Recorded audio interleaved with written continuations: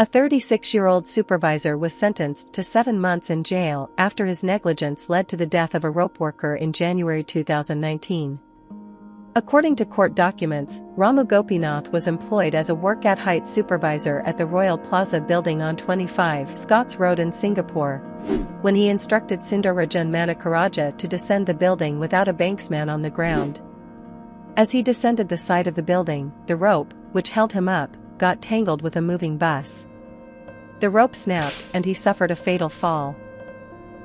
The worker was assigned to clean and paint the Royal Plaza building.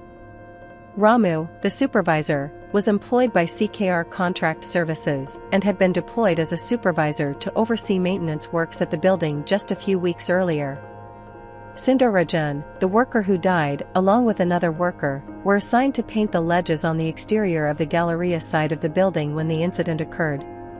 They were suspended along the building's exterior by ropes dangling from the top of the building to the ground floor, using an industrial rope access system set up by the supervisor. The supervisor failed to ensure that a banksman was on the ground. A banksman is used to direct traffic on the ground for men or women working overhead. The 3 men were on the roof before Ramu told the painters to start work.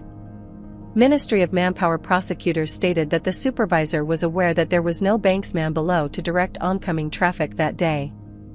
Court prosecutors noted that workers relied on Ramu, the supervisor, to know when it was safe to descend.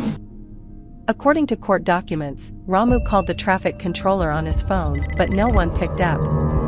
Despite this, the supervisor proceeded to instruct the workers to descend from the building's roof. As the workers scaled down the roof to start painting, the rope which supported Sundararajan entangled with the side of a moving bus at the ground level.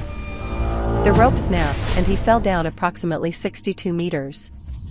Prosecutors stated that he instructed the workers to descend without confirming the banksman's position on the ground to prevent any vehicular interference with the rope system.